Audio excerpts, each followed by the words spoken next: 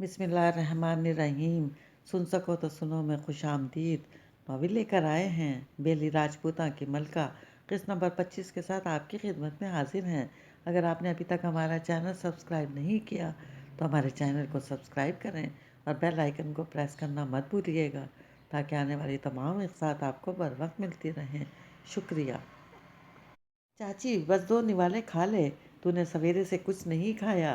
وہ صبح سے تیسری دفعہ کھانا اس کے سامنے رکھ چکی تھی، مگر چاچی سر جھکائے بے آواز آنسو بہاتی تسبیح کے دانے گرائے جا رہی تھی۔ مجھے بھوک نہیں ہے، یہ اٹھا لے یا خود کھا لے۔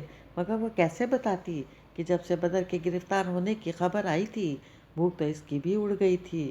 بس ایک گہرا سکوت تھا جس نے حویلی کو اپنے پروں تلے ڈھانپ لیا تھا۔ عجب ویرانی اور وحشت تھی۔ چاچی بس بیٹھی روتی، تسبیح پڑھتی رہتی اور وہ سارے میں بلائی بلائی پھرتی تو وہ بھی سارا دن گھر پر تھا۔ فجر کے وقت نکل جاتا، دوپہر میں کھانا کھانے کبھی کبھی ہی آتا، واپسی رات میں ہی ہوتی، اکثر و بیشتر تو رات بھی باہر آ جاتی۔ وہ چاچی تنہا ہی ہوتی تھی، مگر ایسی ویرانی تو پہلے نہ تھی جو اس کے گرفتار ہونے کی خبر کے ساتھ ان کے دلوں میں اتر آئی تھی۔ ہر رنگ پھیکا، ہر موسم خزاں کا بن چکا تھا۔ کوئی ملنے گیا ہے اس سے؟ ارے کوئی تو مجھے بتائے، پولیس نے اسے کیوں پکڑا ہے؟ میرا بچہ کیسے کسی کا خون کر سکتا ہے؟ تھانے دار تو اس کا پکا یار تھا، پھر اسے کیوں پکڑا؟ وہ آنچل میں منہ چھپا کر بھپک کر رو پڑی اور زہرا ایک دم چونکی۔ ہاں، تھانے دار تو بدر کا دوست تھا، یہی تو ہمیشہ سے سنتی آئی تھی، پھر اس نے کیسے پکڑ لیا اسے؟ کیسے جا کر اس سے پوچھنا چاہیے۔ میں چلی جاؤں تھانے؟ نہیں نہیں، تو نہ جا، بدر برا مانے گا۔ چاچی نے فوراً منع کر دیا، مگر وہ کسی اور ہی سوچ میں گم تھی۔ چاچی کی بات اس نے سنی ہی نہیں تھی۔ تو پھر کیا سوچا تم نے؟ بدر نے سر اٹھایا۔ سلاخوں کے اس پار نادی شاہ کھڑا تھا۔ اس کے چہرے پہ وہ مسکراہٹ تھی جو پہلے کبھی اس نے وہاں نہیں دیکھی تھی۔ اس مسکراہٹ میں ان دونوں کی دوستی کی خبر تھی۔ کاش پہلے اس کا خطبہ پڑھ لیتا۔ کوئی فیصلہ کیا ہے؟ وہ اسی طرح دیوار سے کمر ٹکائے بیٹھا سر اٹھا کر اسے دیکھتا رہا۔ بتاؤ ملک صاحب، اخباری بیان دو گے یا نہیں؟ وہ بے تاثر نگاہیں نادر شاہ پر مرکوز کیے ہوئے تھا۔ اس کا چہرہ نیل اور زخموں سے بھرا ہوا تھا۔ فقط ایک روز میں ہی وہ کتنا کمزور اور زرد پڑ چکا تھا۔ دیکھو بدر، تو اقبالی بیان دے ڈال، سب نے تیرے قریب پستول پڑا دیکھا ہے، تیرے جرم کے سب گواہ ہیں، اب تو بچ نہیں سکتا، بیان دے ڈال، نہیں تو تیرا معاملہ زیادہ خراب ہوگا۔ وہ مسلسل چپ رہا تو نادر شاہ کو تاؤ آ گیا۔ نہ تو کیا سمجھتا ہے تو مجسٹریٹ کے سامنے اقبالی ہونے سے پھر جائے گا تو تیری جان چھوٹ جائے گی۔ پھر ایک لمحے کے توقف سے لہجہ بدل کر کسی مخلص دوست کی طرح نرمی سے بولا، تم مجھے کیس ٹھیک کرنے دو، میں تمہارا دوست ہوں، تم ایک دفعہ اقبالی بیان دے دو، میں اس تغاشے میں 2-3 کمزوریاں رکھ دوں گا، کیس ایسا بناؤں گا کہ تم 3-4 پیشیوں میں ہی بری ہو جاؤ گے۔ اچھا، وہ طنز سے ہولے سے ہنسا۔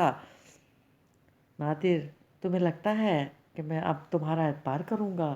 میں زندگی میں لوگوں پر بس ایک بار اعتبار کیا کرتا ہوں، وہ اسے توڑ دیں تو پھر دوسرا موقع کبھی نہیں دیا کرتا۔ تیری تو… وہ کوئی سخت لفظ کہتے کہتے رکا اور لہجہ ہموار کر کے بولا، ٹھیک ہے، اعتبار نہ کر، مگر معاہدہ تو کر سکتا ہے۔ کیسا معاہدہ؟ اس کا ماتھا ٹھنکا۔ کچھ لو اور کچھ دو کا معاہدہ؟ ایسا چاہیے تھا؟ ہوں، نادر شاہ مسکرا دیا۔ مجھے زہرا چاہیے، تو اسے میرے نکاح میں دے دے۔ تو نے کون سا میم کو چھوڑ کر اس سے شادی کرنی ہے؟ میں تجھے چھوڑ دوں گا، اور اگر میں ایسا نہ کروں تو… بہت دیر بعد وہ بولا، پھر تو پھانسی چڑھے گا ہی۔ میں تیری اس منگیتر کو ادھر تھانے بلا کر تیرے سامنے اپنی قید میں پڑے اشتہاریوں کے حوالے… وہ تیر کی طرح اٹھا تھا اور جھپٹ کر سلاخوں سے ہاتھ گزار کر نادر شاہ کی گردن دبوچ لی تھی۔ آگے ایک لفظ بھی نہ بولنا، ورنہ تیرا خون میرے ہاتھوں لکھا جا چکا ہے۔ नादिशा ने इसके हाथों को झटका देकर बमुश्किल गिरेबान छुड़ाया। अगर सलाखें बीच में हाइल ना होती तो शायद अब तक वो उसको मार चुका होता। मैं भी देखता हूँ तू कैसे इकबाली नहीं बनता। तेरा तो बाप भी अब कब्र से उठकर बयान देगा। तूने नादिशा को बदकिरदार और बदनाम बोला था। अब पूरा बेली देखेगा कि बदनाम कौन है और बदकिरदार कौन। वो गिरेबान दुरुस्त करता बकता झिकता बाहर निकल गया। इसे अंग्रेज़ों की बैठक में ले जाओ और सारा किस्सा उगलवाओ। अपने सिपाहियों को हुक्म देकर वो गहरे सांस लेता बमुश्किल गुस्सा काबू करने लगा। हिंदुस्तानी थानेदार जब तशद्दुद करते थे तो फरंगी अफसर इस तरह कार को थर्ड डिग्री और टॉर्चर सेल को ड्राइंग रूम कहकर पुकारने लगे थे। बाद में इस्लाहात पूरे हिंदुस्तान में राइज हो गईं और अब तक राइज हैं। इसी वक्त खुले दरवाजे से सियाह चादर में लिपटी जोहरा दाखिल हुई। लबों में कुछ बुड़बुड़ाता नादिशाह एकदम हैरान सा खड़ा हो गया। इसने तो तसव्वुर भी नहीं किया था कि सब कुछ इतनी आसानी से हो जाएगा। आओ आओ बैठो। सारा तनतना फरामोश करके बहुत नरमी और इज्जत से इसने कुर्सी पेश की। वो झिझकती परेशान सी बैठ गई। कहो खैरियत। वो बज़ाहिर बहुत फिक्रमंद सा इससे मुखातिब हुआ। दरोगा जी, चाची बहुत परेशान है। बदर को आपने क्यों पकड़ा है? वो कत्ल नहीं कर सकता।